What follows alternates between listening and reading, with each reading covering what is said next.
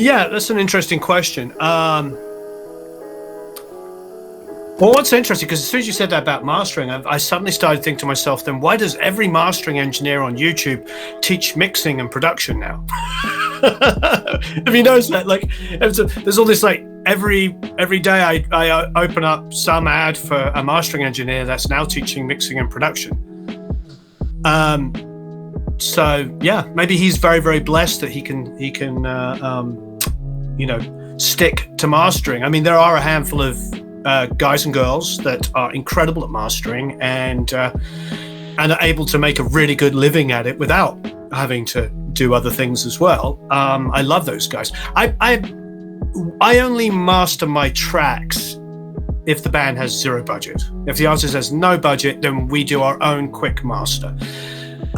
Because I've found that cheap mastering engineers and cheap services don't sound good. So it's better that I do it and just enhance it a little bit, rather than do it, send it to a cheaper way of doing it. But I mean, for me, it started off that I was a guitar player and I just was that guy in the band. I played guitar, I played bass, I played keys, drums really badly, but I played all the instruments and I wrote songs in my bands. And I just started like leaning over the shoulder of the guy or girl that was producing and asking questions, asking the engineer questions. So it was always a natural thing for me, especially, once, because I got my band signed that I was in. I would do the demos and then we get record deals. And so it was just part of what I did. And I believe, the thing is for me is like I work obsessionally hard. I get up by 6 most mornings and I go to bed at midnight or 2 o'clock. I don't sleep more than 4 to 6 hours a night. And I work all day.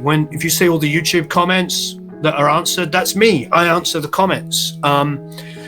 It's important to me that this is real. I'm not a YouTube influencer. I'm a producer and engineer and a guitar player and songwriter that has a YouTube channel, for instance, rather than a professional YouTuber, which is like, as you know, 99% of the channels out there are people that are professional YouTubers, and that's great. But I follow them and I feel like I'm watching them learn their job as they're teaching it. For me, I wanted to show people what it's actually like to make records for a living. Which is why when we demo a piece of equipment, we record a whole song, and sometimes even write a whole song from scratch and then record it, because I feel like that's really the only way to demo a piece of gear, is to actually use it and see how well it feels when you're pushing it to its limits. Does it overdrive? Does it store it in a pleasant way? Should it not overstore? Is the microphone, good on every instrument? Is it only good on some things? The only way to find that out is to record it. I enjoy some of those videos where they unbox it and talk about the inputs and stuff like that, but I feel like Sound on Sound magazine does that already. I don't need to see a video doing it. So for me, at least for me, I like to write and record a song and bring in a whole band or bring in a solo artist and play the instruments. And that's also fun, because then I get to be a guitar player and a bass player and a keyboard player and sometimes a really bad drummer, and so I get to fulfill everything. I get to demo a new piece of equipment, I get to write a song, I get to produce it, I get to play on it. It doesn't get any better than that. So I think it's, I believe that if you're a creative, it's just an outlet, and as you get older and learn more and more tips and tricks and trades, you go in different directions. But I started as a musician, then I became an engineer because I wanted to understand how to record the instruments that I played. And then, of course, having songwriting success, guitar, musical success and engineering success, I was able to then roll that into the role of a producer, which is a very natural thing, a producer that's a musician and an engineer and a songwriter. So I don't think that that's a stretch. I think a lot of people could do that if they want to work really long hours and make it something that they're really passionate about and put tons of energy and understanding into. I don't think that it would be a bad thing.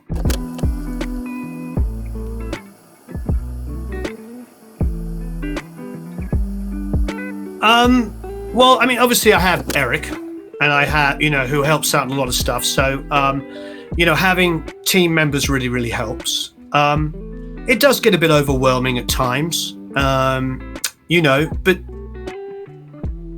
I think I relish that. I think, going back, not having any real money as a kid meant that, I don't know if this translates, there's a phrase where it says, you feel like the other shoe's going to drop.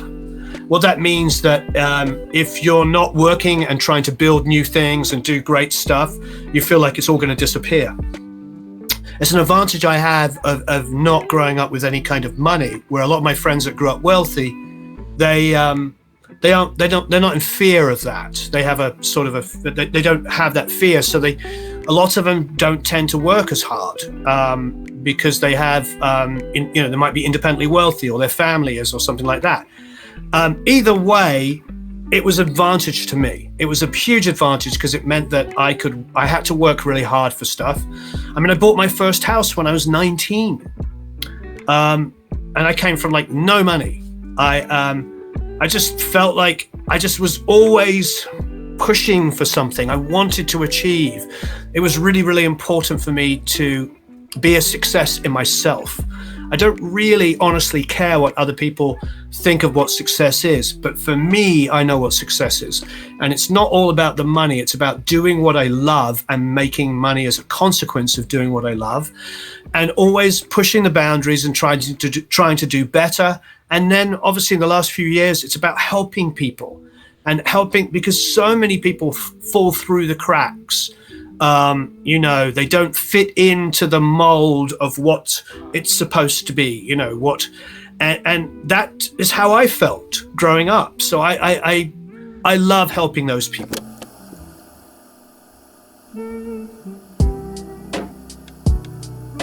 Yeah, I mean, it's ongoing. It's ongoing for me. I have some emotional goals of how I determine happiness that I really want to fulfill, and that's something that takes a while, and something that you have to discover yourself. Some people are happy with a job that pays their bills and gives them enough freedom to have a really amazing social life, and I admire those people. I like the job that I do to be part of everything, my social life, everything. I was saying the other day, we were over at a friend's studio, Chris Sorum's, and I was saying it was me and Eric and Chris, and I was like, this is my social life. We get to film, we get to hang out, we get to make music, and you're my friends. It's like all my friends are like me. They're creative, and they are passionate about what they do, and they love what they do, and they want to share that with others. So that's what I call success.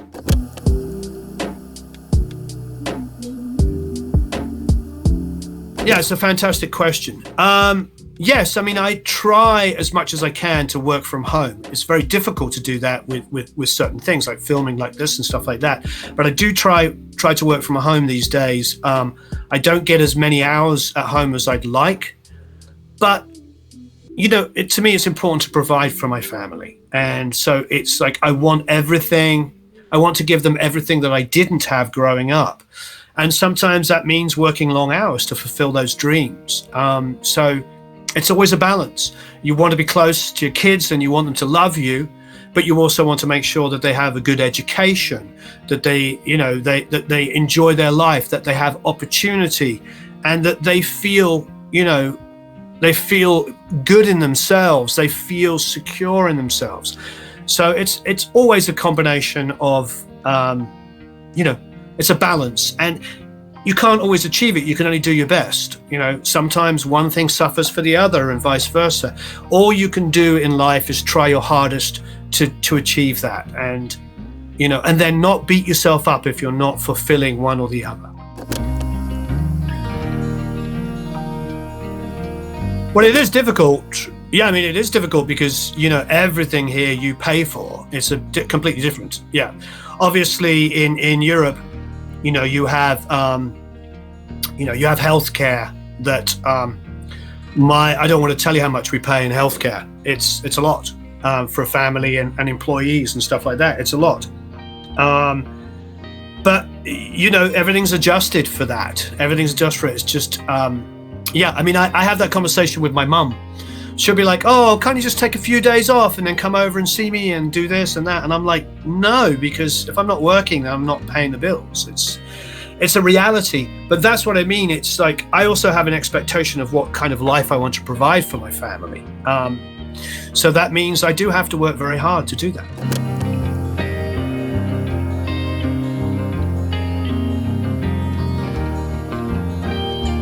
So I moved because I was in a band.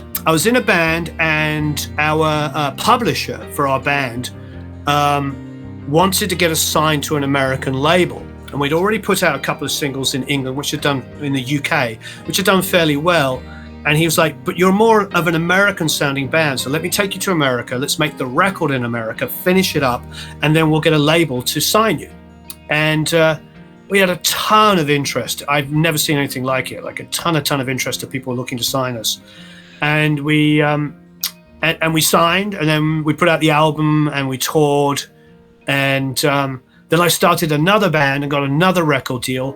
And I was always that guy that had, a studio in my apartment. And so I'd record bands. And it was just something I always did. And after the second band broke up, I was like, what am I going to do? And I'm like, I'm just going to keep producing bands. And then I produced a couple more bands and I got them record deals. And then I went in on a studio with somebody, or two different studios. And the second one did really, really well. So I owned a recording studio, and then I did still recording bands, and that all worked. I started doing albums like the Fray and James Blunt. And then of course I led to Aerosmith and, lots of other big bands. And it was a blessing, but it was a lot of work. If you're working on a Fray, the second Fray record was like 9 months and 6 to 7 days a week. The Aerosmith record was 13 months and 6 or 7 days a week. That's just what it takes when you're doing those kinds of things. And and you get owned by the band and the label. But that's the way you make albums that sell millions of copies. You just have to really get in there and rip the songs apart and not be afraid to re-record them if they're not right, or change a part or remix it, or all the things that you have to do. It was a lot of work, but it was a real labor of love. And but then what happened is about 7 or 8 years ago, I think it's 8 years this month, September the 14th, it'll be 8 years in 9 days. 8 years ago in 9 days time, I decided, my wife was pregnant. She was about to have my daughter. And I was just like, it's fine. We're making money. We have this great life. I'm working a lot of hours. I get to do everything I love. But I've got to do some other things. So that's when I started the YouTube channel. All I would do the first year or two is just 2 or 3 mornings a week, I would just film a video between 9 and 11 a.m. So I'd just do it for 2 hours. And then the intern, who actually became my assistant, then would edit it and put it up on YouTube. And that's what we did. And we did that for about 18 months. We didn't even put ads on the videos. And that's how we built it. And we did it very organically. And and as we've started to make income indirectly or directly from it, that's been very, very gradual and grown over the years.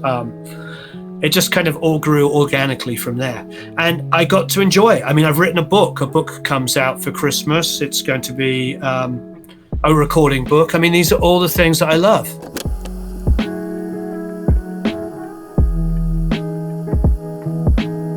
It's a good question. When I was in the UK, in England, I did a bit of everything. I was an engineer, producer, guitar player, bass player. Right, but I was going to say, I DJ'd. So, yeah, I DJ'd because I was into dance music as well as rock.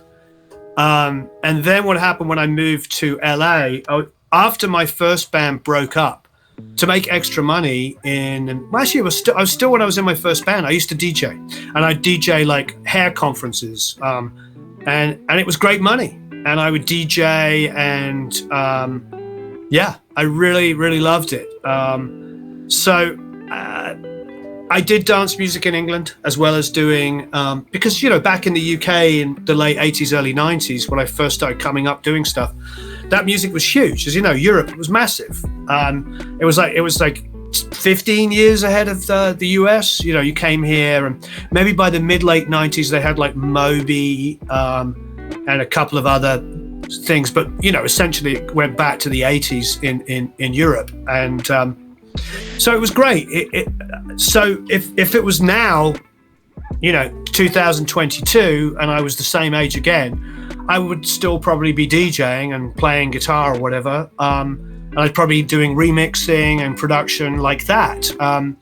My very good friend, Matt Lang, is a remixer and mixer and is also a shredding guitar player. So, he just did an album with Jake Bowen from Periphery, and it's like a dance electronic album. So, there's a lot of crossover in electronic music and guitar playing. So depending on whether you're a guitarist or not, I still think I would be doing that.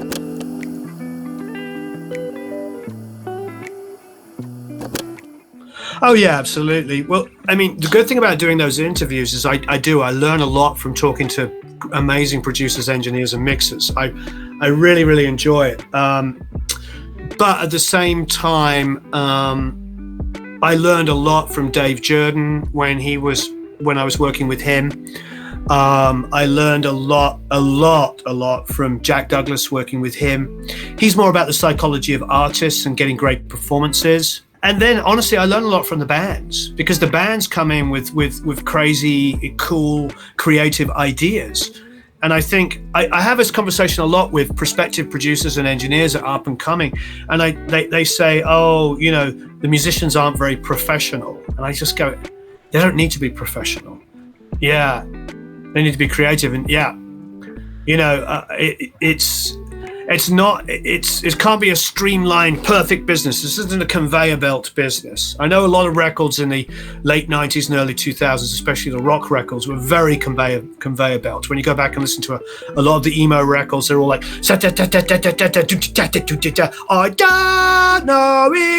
all like auto-tuned and perfect. And it's a little difficult to listen to them. At the time, it sounded fresh and new. Now it sounds really, really dated. Because that any kid given 6 months of a DAW can record a record like that now. They just open up their program drums, put it in, play all the guitars of a DI, edit the DI tight, you even tune the DI, and then use the amp sims, and before you know it, you've got what used to cost $500,000 to record, you've just done for $300, one vocal mic and a $150 interface. I mean, it's a whole different world. But now I feel like the creativity is really at its peak. There's some really great stuff coming out. It's just difficult because there's so many outlets to hear music that it used to be, when it was dominated by the labels, it was like radio.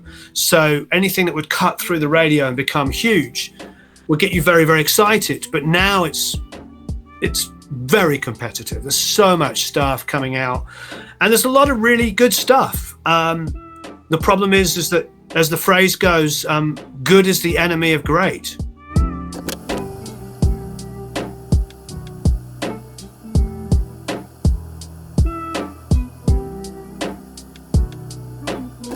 I mean, it's a tough one. It's like, we had a song that just came out, and it's quiet on Spotify, and it's a full arranged with strings and acoustic guitars and piano and background vocals and all these incredible musicians on it. And it was a little weird because I was listening to it on Spotify and I'm like, this is quiet compared with the artist's other tracks. But when you crank it through the speakers, it sounds so much better than the ones that are loud, because they're just pushed and clipped.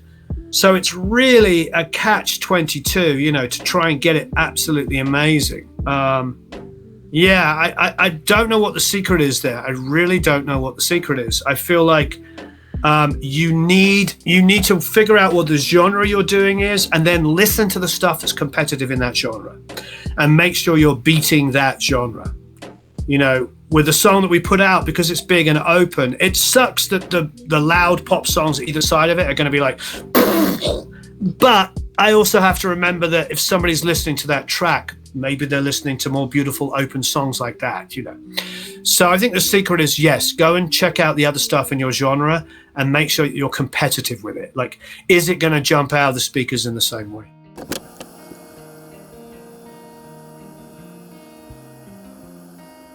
Yeah.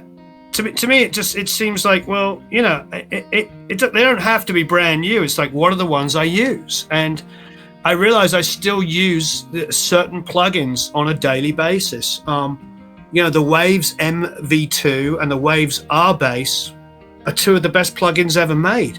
And you add in like OX Sound Soothe, which is just Soothe 2. I mean, that's one of the best plugins ever made. I think you give me those 3 plugins and any DAW with any stock plugins, all bets are off. You're great. Make a record. It's great. I review lots of other fun plugins. I really like some of the Baby Audio stuff. They're a great company. There's lots of IK makes some great stuff. Everybody makes some great plugins, but ultimately, you know, you can do it with just a handful of third-party plugins and then use stock plugins. It just might take a little longer with the stock plugins because you might use 2 or 3 chained together where maybe one independent one does the job straight away. But it's a great time for music. It really is. It's an awesome time. I honestly always just go, because I've been using Waves since its inception. The Renaissance compressor, I was talking to somebody about this the other day, it's still pretty neutral and is just a quick go-to compressor. And I think the whole bundle is like, you know, 8 pennies or something. It's just so cheap. So that, and then, you know, in hardware, it's always an 1176 and a 160 VU. Yeah, 1176 and a 160 VU pretty much can do anything I want it to do. So there's some software versions. I think UAD do obviously very, very close ones of those. But I will say IK Multimedia's 1176 is pretty special because it's got a little extra crunch to it and a little extra brightness, and it almost saves me having to use an EQ when I use it. A 160, an LA2A, you know, when I'm in the studio and being an engineer and having producers request things, the LA2A would occasionally be used on a vocal because they would get nervous about compressing something too hard, so they put an LA2A on. Bass, they get nervous about compressing things too hard, so they put it on a bass. Other than that, we very rarely used it. The only other thing that I really loved it for was tambourine or shaker, because you could compress it really aggressively and then you just get this blob of shaker or tambourine, you know. EQs, probably similar. I think one of the things that needs to be thought about when it's this discussion of compression and EQ is, how is it recorded? If I've recorded it and I'm using a beautiful mic through a nice mic pre and a compressor, the EQ I'm going to do is going to be almost colorless. It's going to hardly have any color at all. But if I'm recording something super sterile, then I'm going to be going for like 1073 style EQs or API sounding EQs. So that's the question you have to ask yourself, is like, how are you recording it? Because that will answer the question. Because for me, I don't need colored compressors and EQs on a U47, but I'll need it on something like a beautiful Lewitt mic, which is transparent and beautiful and accurate sounding. So I might want to mess with it later. But that's the reason why you would use something like a Lewitt, because you want something that doesn't have a color and you could decide later how to color it. I'm usually going for sterile, you know, and that sounds negative, but things that don't add a color, just do what I want them to do, remove EQ. So that's where the Renaissance EQs come in to play. And then of course the F series ones are great because they have you know, yeah, and you can see how to compress it. You can, for something it's really painful on a high frequency, you can't quite figure it out, you'll see the spike and you're like, great, I can get rid of it. You know, so there's those are great tools. I mean, that's where, you know, obviously going back to OX Sound Soothe 2, that's where it comes in. It's kind of the all-in-one plugin because it's a dynamic compressor on acid. You know, it does everything you want it to do. Such an incredible plugin. Yeah, I do enjoy because we have hardware reverb. So when I mix, I'll send out to the hardware. We have a Lexicon PCM 90. We also have a Quad Reverb. which I actually love. We have other outboard pieces, and we have 2 or 3 settings on that. Plus, we have an Eventide H3000. So we'll process through that and then bring it back in on a mix. So even if we're mixing in a box, we have those settings ready to go. I haven't yet found a lexicon plugin that sounds as good as that, but I'm not saying there isn't one out there. There probably is. I just haven't personally found it, and I haven't really been looking because I've got the answer already. But that is the thing you can do is, you can use hardware inserts and go out to stuff, but just experiment. There's some really great reverbs out there. Oh, the Perfect Plate, that was Baby Audio, wasn't it? That's a great one. Sound Toys have great delays. They've been around forever. Yeah, the Little Plate, those are all great reverbs. And then some of just the stock ones. I use the Avid plate all the time. It's just a great plate. They want to hate on those kinds of things, and yet they're really, really good. Yeah. I've got the Eventide plugins. We use the split EQ, which is fantastic. So we talk about EQs, we can throw in that. I think we've used the H910 a couple of times, the emulation of it, and that's a lot of fun. I mean, their stuff is fantastic. I mean, Eventide were pretty much the first digital people. I mean, they built this incredible hardware in the 70s. And my friend Jack Douglas was using like the first models. They'd bring them in and into the studio when he was working in New York and say, try this out when they'd finished building it. Bob Clearmountain uses Eventide stuff. I mean, it's incredible. It's incredible stuff. Bob's Clearmountain Domain is a really fun plugin that does all kinds of insanity.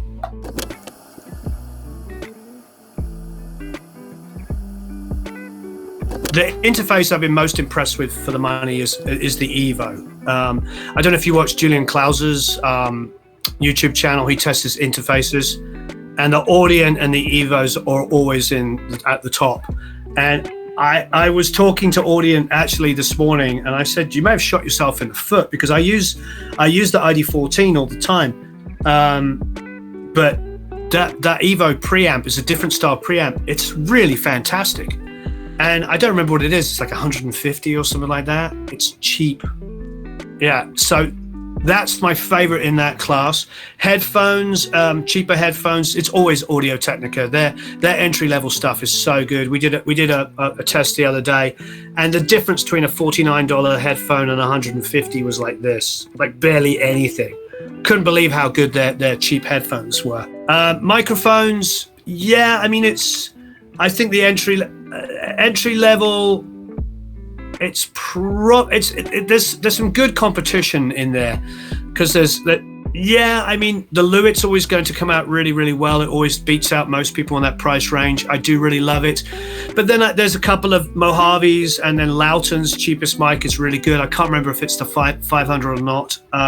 Monitors, well, I mean, most people would say they're sitting over here out of shot. I mean, the Kali LP6s I think they're pretty much the standard entry level now. They're about $300 or $400. There are other things in that price range, but they sell great. Everybody I know who uses them loves them, and they're just a great cheap way of getting in. Absolutely love them. And they've done well, and they're a really good company to work with as well. They care about people. If anything goes wrong, they deal with it quickly. Those are the things that are important. For the next price up, I mean, the Focals have always been exciting for me. Focal, I feel like, has something. They have a lot of products like the 1 to 2K that are really, really great. And then above that, Genelec have always been something I've loved. And then PMC have got some really good stuff in there. And then when it comes to really expensive, like that 6 to 8K, we really love these Jones Scanlons at the moment. But we also love the Genelecs in that price range as well, and PMCs. There's a lot of choice. The best thing in that is to go to somewhere where you can hear them. And are they something that you naturally gravitate towards, that sound good to you? Because we all hear slightly differently, and making something incredibly flat isn't necessarily always perfect. We like the idea of it being flat, but some of us, like myself, like things to be a little bit more mid-range forward. I like a little bit more growl and exaggeration, aggression in the mid-range. And so sometimes those super flat speakers just don't work for me. I'm like, I want it to be, I don't want it to be, soft. I want it to be a little bit more aggressive.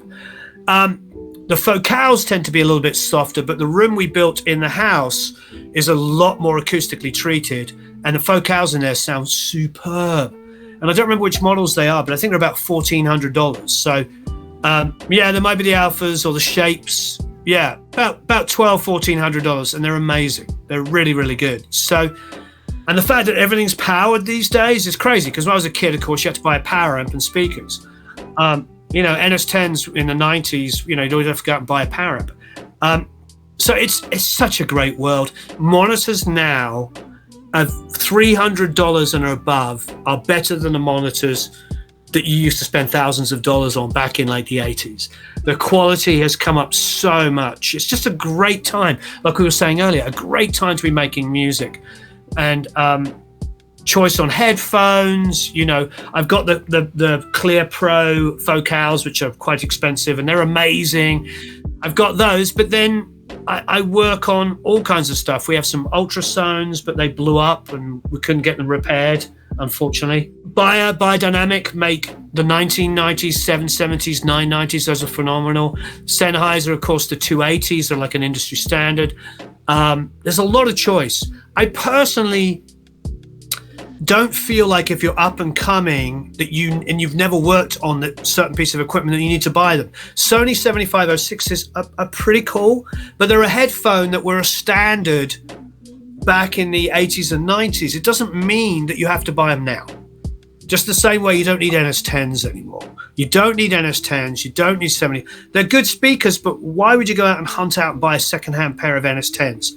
It just doesn't make sense. You don't even need to buy the replicas. I mean, there's something that people were using back in those days because it was one of the only things that was available that had that sound. Now you get speakers at a fraction of a cost that are flatter and more accurate and sound great, So again, if you get the opportunity, go and test out headphones. Find the ones that you like the sound of.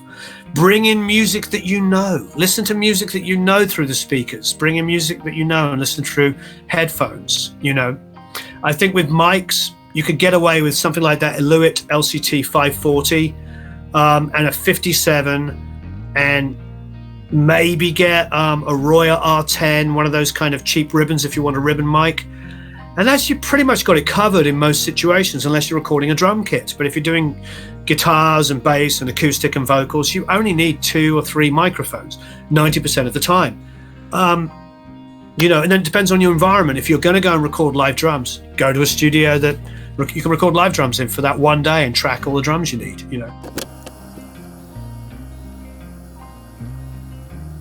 I'm a big fan of Woman in Chains by Tears for Fears, and that was mixed by Bob Clearmountain. I love the sound of that record. Still sounds super, super modern. It's got width, it's got depth, it's got height. It's phenomenal.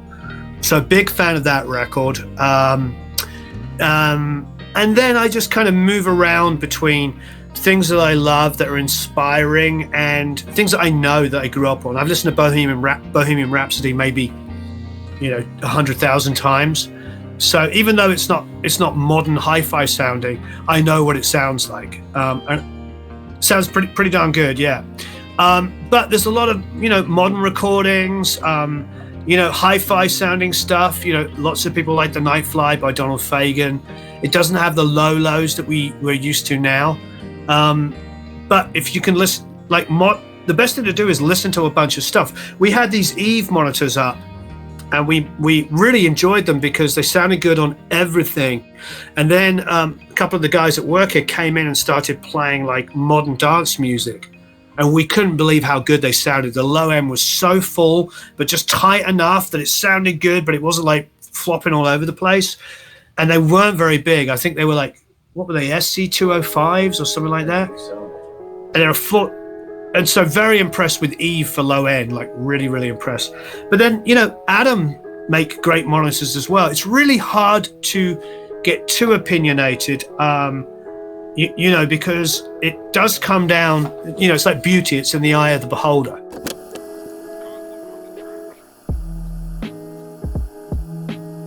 Well, we have a book coming out, so I'm highly going to recommend that. Yeah, for Christmas. Yeah, it's going to be fantastic. It's a huge book, tons of pages, covering everything. But it depends on the genre. Obviously, in metal and rock, for me, it's Christian Kohler by far, Kohler Color Studios. He's the guy I found. I was like, he's the metal version of me. He's a guy that's just made album his whole life, and then decided, I'm going to start a YouTube channel, and he's going to start an academy in like a month or two's time, and it's going to be amazing. If you want to do metal, that's the place to go, because it's going to be real, and it's going to be like just like we do, like, like roll up your sleeves, get in there, as opposed to like super elitist, like, and it's definitely not going to be getting everybody to make the same sounding record, because in metal at the moment, everybody's like, why is everybody getting taught to do everything the same? And it's like, it's just continual, like everything just sounds like the same kick and snare with the same guitar sounds, and it hasn't evolved in years. And the education's actually been making it worse, I think. It's been teaching people the same things. So he's the guy, definitely, when it comes to metal. I think obviously in rock and pop and stuff like that, hopefully Produce Like a Pro covers a lot of that basis. And acoustic instruments and things like that. For dance music, Matt Lang is doing something. So when he finally launches, I think that will be the place to go, because again, it's somebody that actually makes a living and does really well in this genre who's going to do it. So that, I think, covers most of the bases. There are other places to learn, and you can cherry pick information. But I do like the idea of people that are successful in this giving back. Yeah.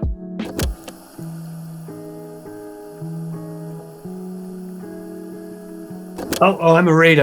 I'm an avid reader. I love reading. Well, George Martin's All You Need Is Ears is great. Here, There and Everywhere, Jeff Emmerich's book, is great. And the one that's not up there, that should be up there, and that's my fault for not putting it up there, is Phil Ramone's book, and it's called Making Records. Now, it's got nothing to do with EQ and compression and mic pre's and stuff like that. It's got everything to do with the psychology of artists, about how to get performances out of them. And it's got a lot of experiences, and it's so much fun to read. And if you do happen to love like classic music, like jazz and R&B and soul and stuff like that, Phil Ramone recorded so many incredible albums with orchestra as well. You just kind of get a sense of like history when reading it. I just love that book.